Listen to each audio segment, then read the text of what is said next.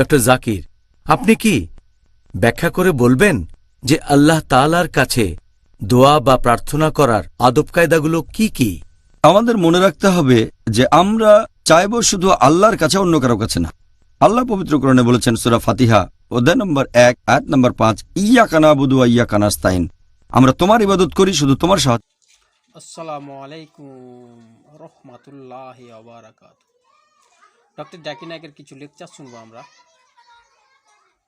ভিডিওটি আগে না টেনে পুরোটা দেখার চেষ্টা করব। যে সহিহ হাদিস কোরআন দ্বারা প্রমাণিত কিছু কিছু দোয়া সূরা আছে, বহুত গুরুত্বপূর্ণ। ওই সূরাগুলো আমাদেরকে জানা দরকার ও কাজে লাগবে। তো বেশি কথা না বাড়িয়ে আমরা আগে ওনার কথাগুলো শুনবো মনোযোগ দিয়ে, আর পুরো ভিডিওটা দেখার চেষ্টা করব ইনশাআল্লাহ। ডক্টর জাকির, আপনি কি ব্যাখ্যা করে বলবেন যে আল্লাহ তাআলার কাছে দোয়া বা প্রার্থনা করার আদব কায়দাগুলো কি কি? আমাদের মনে রাখতে হবে যে আমরা চাইব শুধু আল্লাহর কাছে, অন্য কারো কাছে না। আল্লাহ পবিত্র কোরআনে বলেছেন সূরা ফাতিহা অধ্যায় নম্বর 1 আয়াত নম্বর 5, ইয়াকা নাবুদু ওয়া ইয়াকা নাস্তাইন, আমরা তোমার ইবাদত করি, শুধু তোমার সাহায্য চাই। আমরা চাইব শুধু আল্লাহর কাছে। আল্লাহ বলেছেন সূরা গাফির অধ্যায় 40 আয়াত নম্বর 60, তোমরা আমাকে ডাকো, আমি তোমাদের ডাকে সাড়া দেব। আপনি আল্লাহ তাআলার কাছে যে কোনো কিছু চাইতে পারেন, হতে পারে ছোট কিছু জিনিস অথবা বড়, সমস্যা নেই, আপনি আল্লাহর কাছে যে কোনো জিনিস চাইতে পারেন। আর এছাড়াও আমরা আল্লাহ তাআলার কাছে কিছু চাইব বিনয়ের সাথে আর নম্রতার সাথে। এটা 3 নম্বর পয়েন্ট। 4 নম্বর পয়েন্ট, যখন আল্লাহর কাছে কিছু চাইব তখন আল্লাহর উপরে ভরসা করব যে ইনশাআল্লাহ আল্লাহ আমাদের দোয়া কবুল করবেন ইনশাআল্লাহ। 5 নম্বর, আমরা আল্লাহকে ডাকবো ভয়ের সাথে, আমাদের থাকবে তাকওয়া, আল্লাহ সুবহানাহু ওয়া তাআলাকে ভয় করব।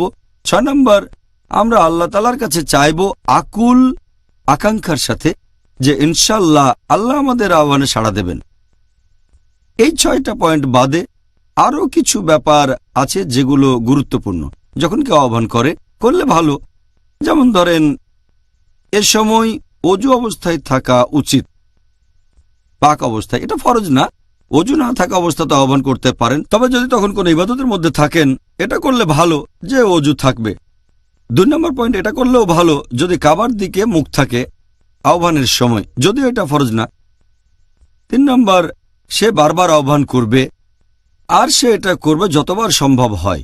4 নম্বর পয়েন্ট, সে চাইবে আল্লাহ সুবহানাহু ওয়া তাআলার কাছে পুরোপুরি একমুখী হয়ে, আকুল আকাঙ্ক্ষা নিয়ে। আর আমাদের নবী মুহাম্মদ সাল্লাল্লাহু আলাইহি ওয়াসাল্লাম বলেছেন, এই সহিহ হাদিসটার উল্লেখ আছে তিরমিজিতে, হাদিস নাম্বার 3479, যে আমাদের নবী মুহাম্মদ সাল্লাল্লাহু আলাইহি ওয়াসাল্লাম বলেছেন যে মানুষ কিছু চাইবে আল্লাহ সুবহানাহু ওয়া তাআলার কাছে পুরোপুরি একমুখী হয়ে, আর ইনশাআল্লাহ আল্লাহ তার আহ্বানে সাড়া দেবেন। আর আল্লাহ সুবহানাহু ওয়া তাআলা তাকে পছন্দ করেন না যে কিছু চাইবে কিন্তু তার মন তুচ্ছ জিনিস নিয়ে ব্যস্ত থাকে, যার মন একমুখী নয়। এই হচ্ছে আল্লাহর কাছে আমাদের আহ্বান করার বেশ কিছু আদব কায়দা। জাযাকাল্লাহ।